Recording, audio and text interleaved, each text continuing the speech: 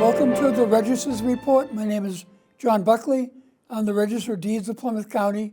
This show is about Plymouth County real estate. Our headline for the month was "The market is slowing as we get into the holiday months."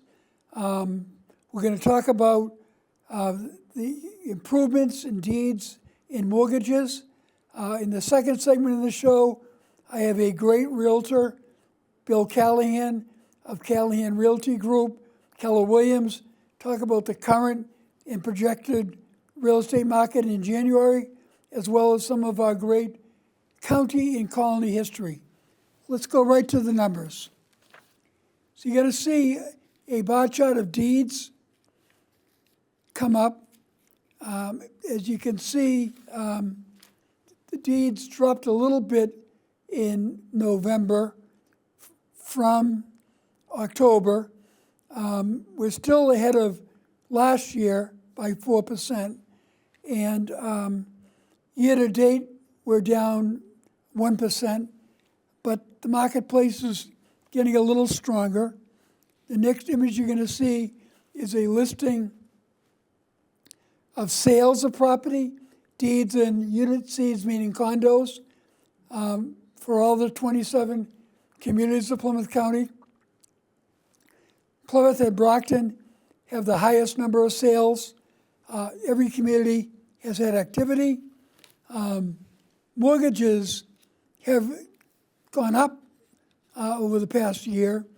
A lot more people are finding, even though the rates aren't where they used to be, they're finding the opportunity to refinance.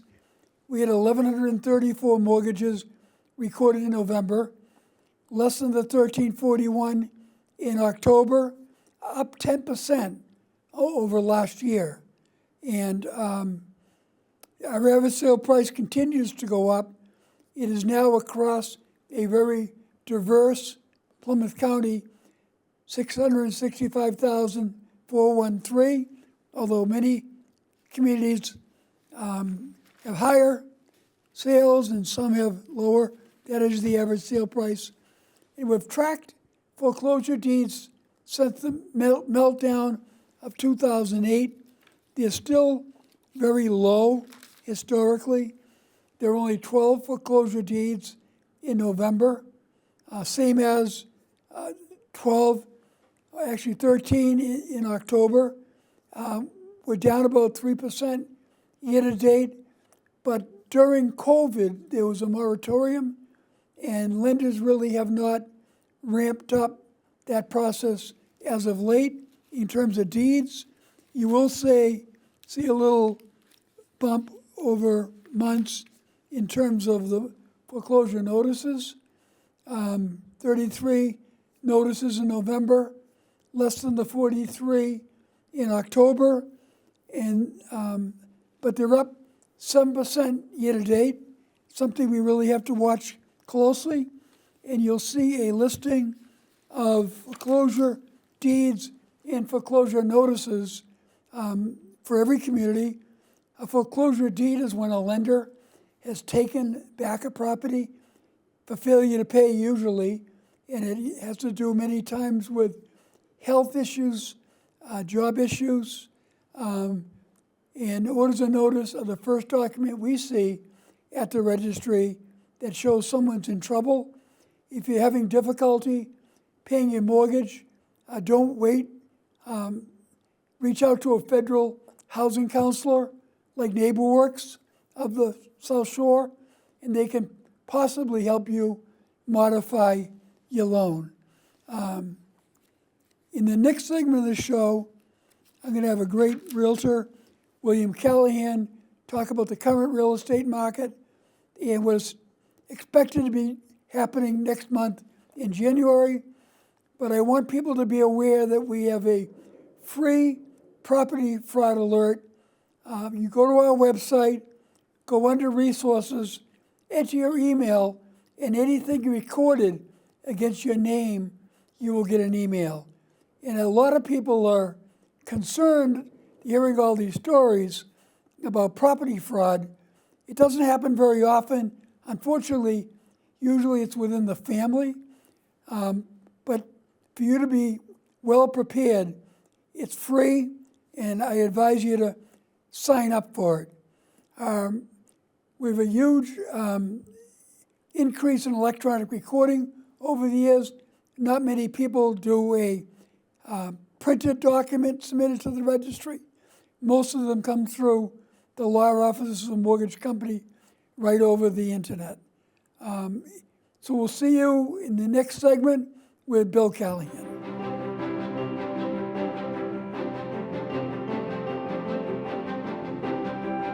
Welcome back to the Register's Report. My name is John Buckley. I'm the Register of Deeds for Plymouth County. And in this segment of the show, we've always done something educational in nature. We've had surveyors, appraisers, commercial real estate brokers, and home inspectors, a lot of people involved in the real estate community. And above all else, we've had our great realtors who are on the ground and know what is happening out there in the real estate market. I have a great repeat guest, Bill Callahan of William Callahan Realty Group and Keller Williams Realty. And we're going to talk a little bit about where we are in the marketplace, where we've been for the last few months, and a little bit of a look into the new year.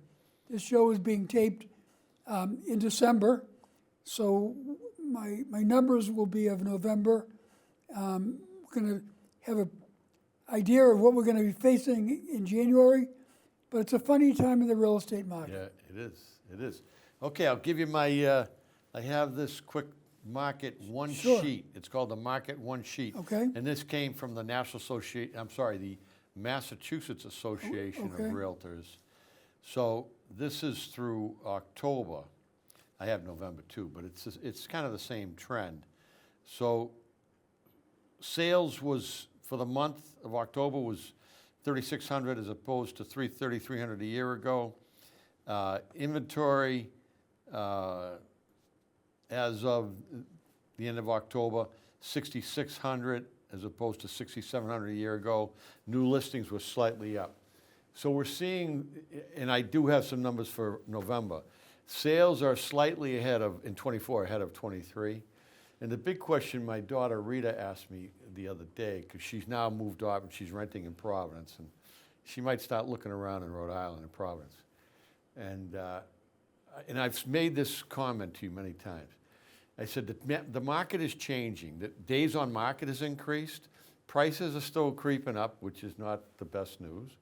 But certainly inventory, there's a little bit more inventory that we could use more, but it's not that market, that hyper market we had a couple of years ago. Part of that is the interest rates has tempered that. You know, people really have to be well qualified to be able to afford it today. So, and the interest rates are about 6.5.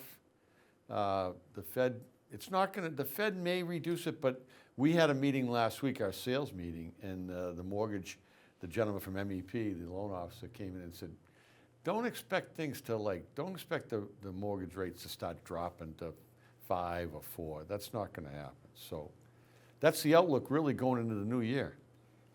Well, we have had conversations, and I've had conversations with other people about the expectations of people for so long when the rates were in the 3s. Yes. And even though the rates right now are historically okay, it took a while for people to get adjusted. Do you think they've adjusted? It took a year, over a year.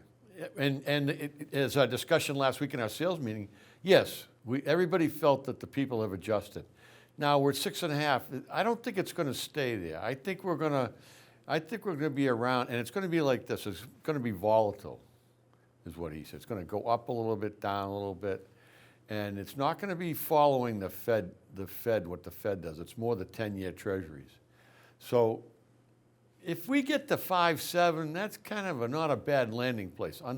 Under 6 is really pretty good. And historically, if you go back 30 years, 5 3/4, 5.9, something like that, 5.5.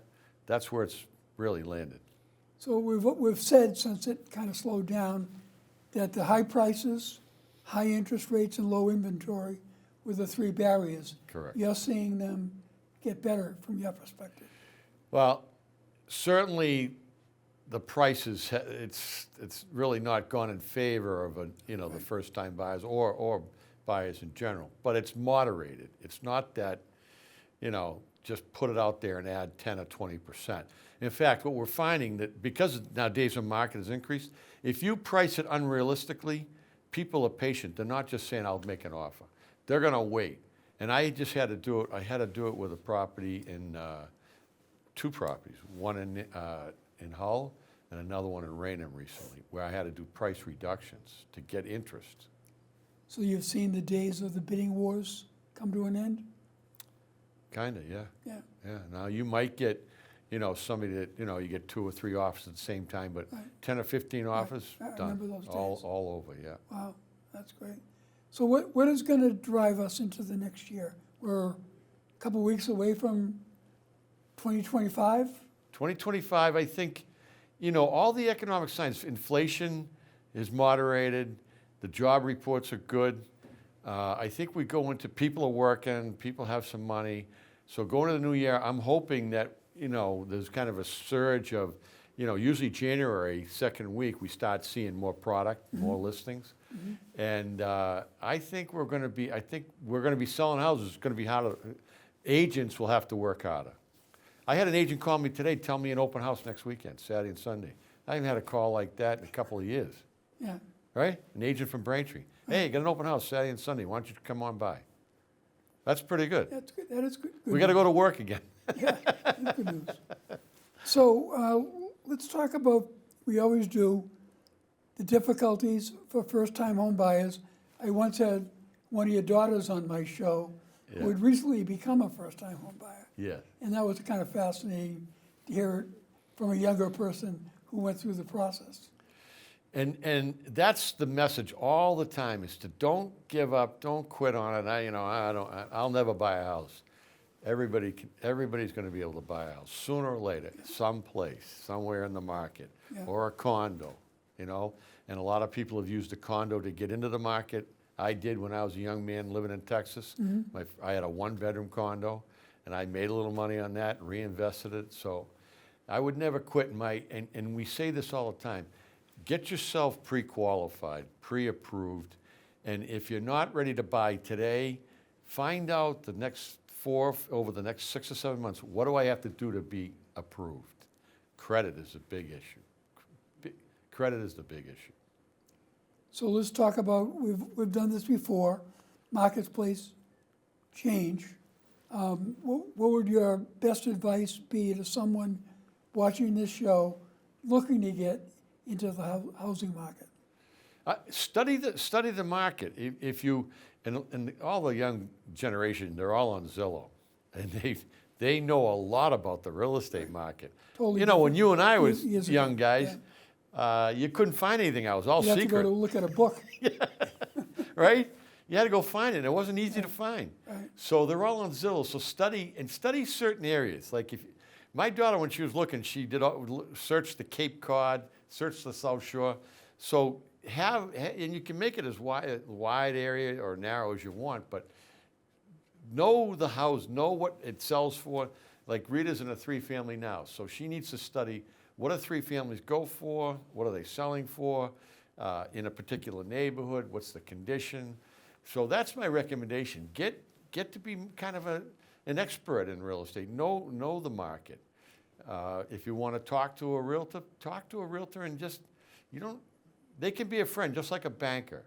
Talk to people that are in the real estate business. So a lot of people that could have been selling were very hesitant to list their properties because they weren't sure where they would go. Yes. Has that modified at all? That is modifying. So I know it's a little bit of a controversy, but the governor's bill that was passed last summer, the housing bill, included accessory dwelling unit, Right. a law for accessory dwelling. A lot of people are talking about that. Okay.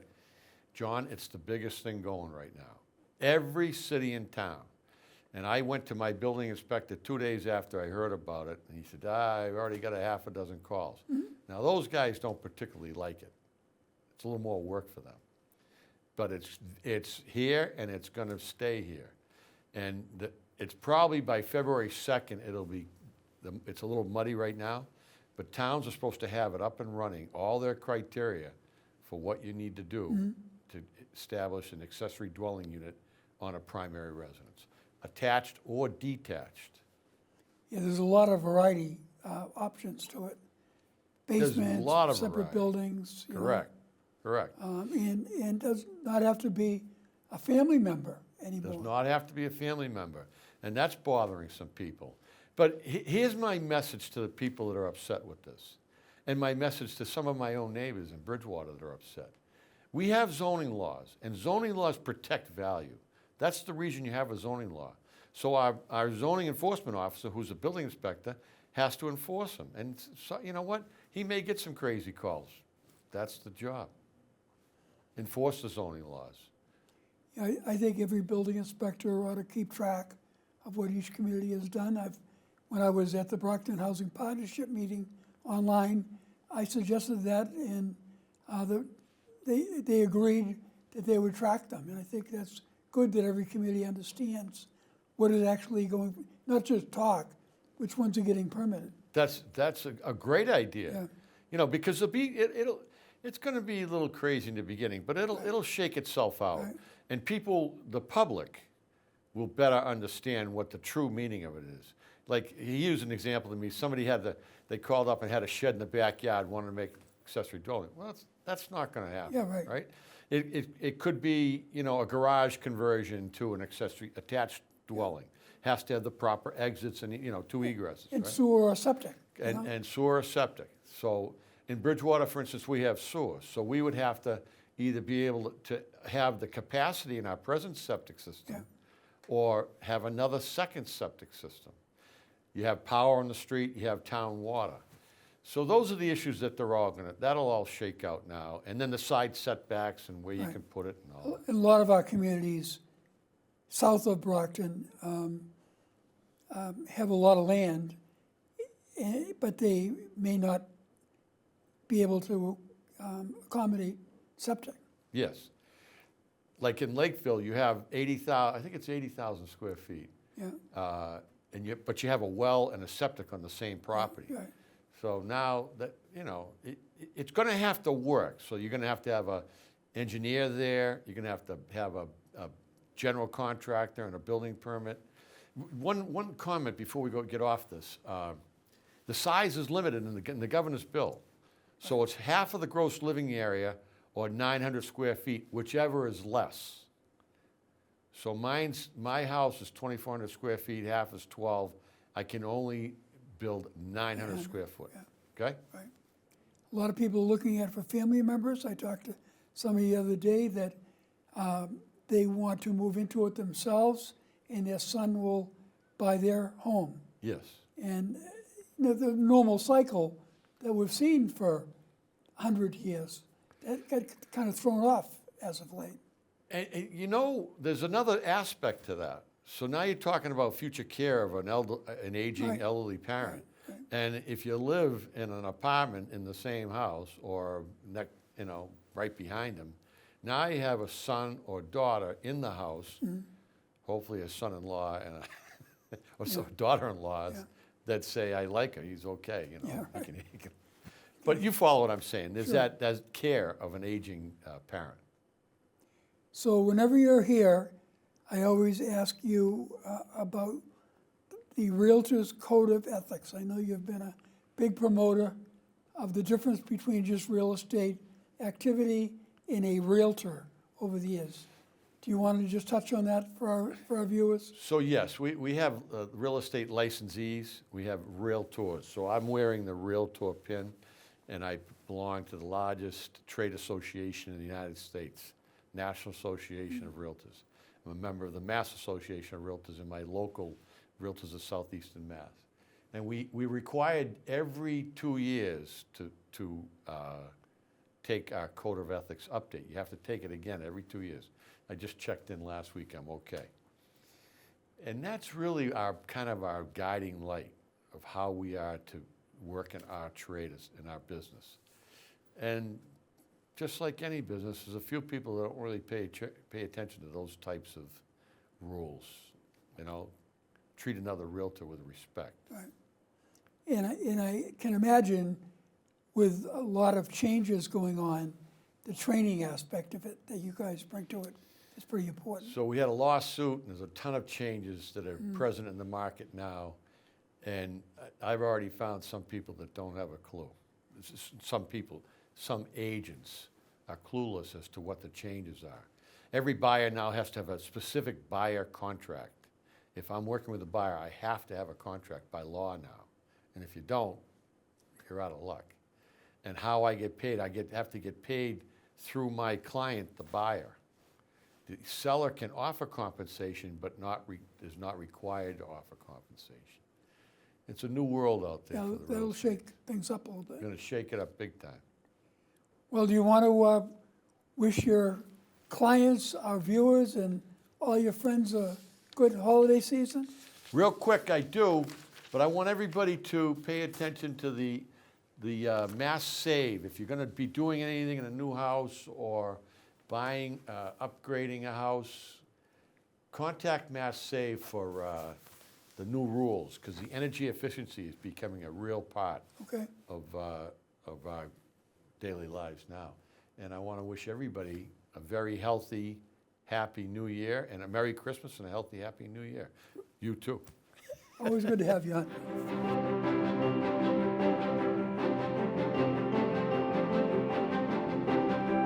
I want to thank Bill Callahan for the great job he always does at describing the role of a realtor, the importance of knowing what you're doing once you enter the real estate market, how to be prepared, how to stand up for yourself as you go forward.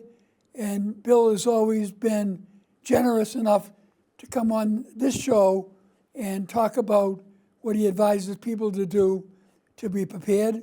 In this segment of the show, we always do something a little lighter in nature.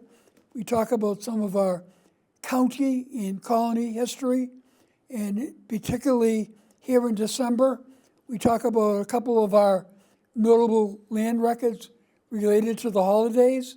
There's a gentleman from Marshfield, Edward Rowe Snow. He was a well-known author and historian.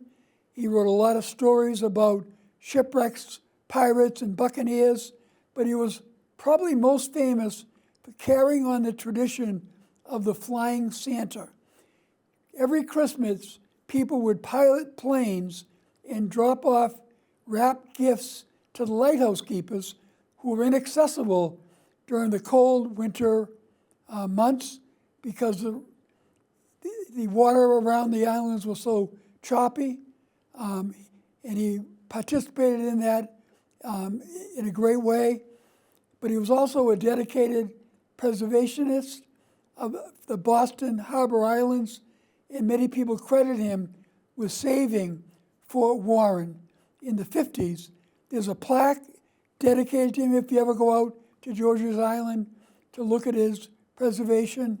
And I will say, I was told a story once that when they dropped off from the plane a doll to one of the lighthouse keeper's daughters, it fell from the plane and the doll broke, and he later went out when the weather got better and delivered a new doll. So certainly well known for all his participation around the holiday season. Next person you're going to see is a well-known person relative to the Santa Claus tradition. James Edgar was a department store owner in Brockton.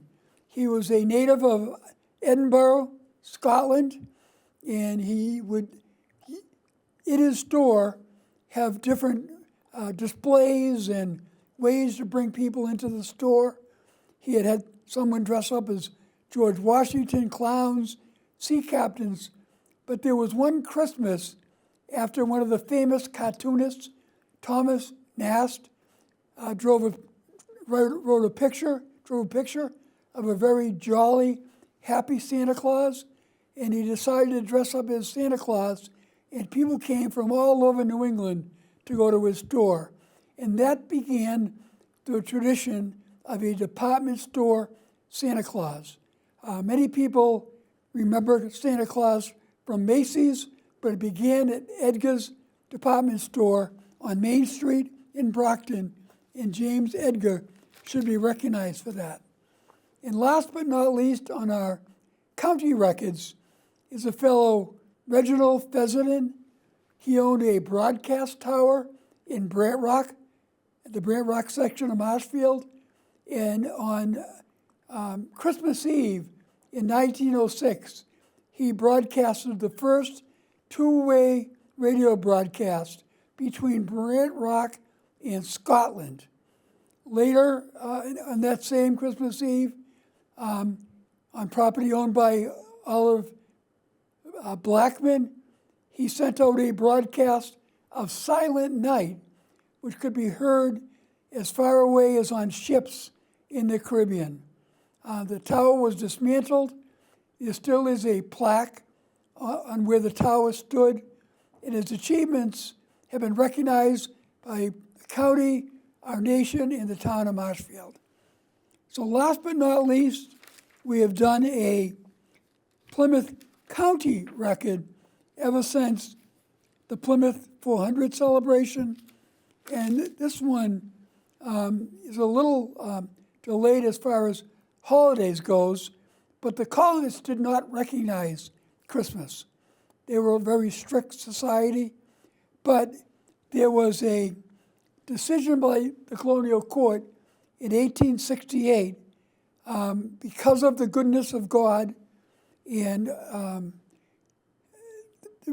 the celebrations and good things that come from the earth, they decided to do a celebration, and they would honor it every year on the 25th of November.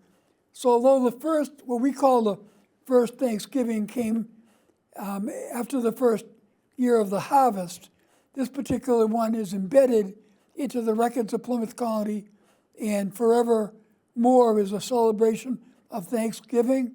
President Abraham Lincoln made it a national holiday in his time, and I hope everyone had a great Thanksgiving, and I hope you all have a great Christmas, however you celebrate the holidays, Hanukkah, Kwanzaa, and a great New Year, because we won't see you until January 2025.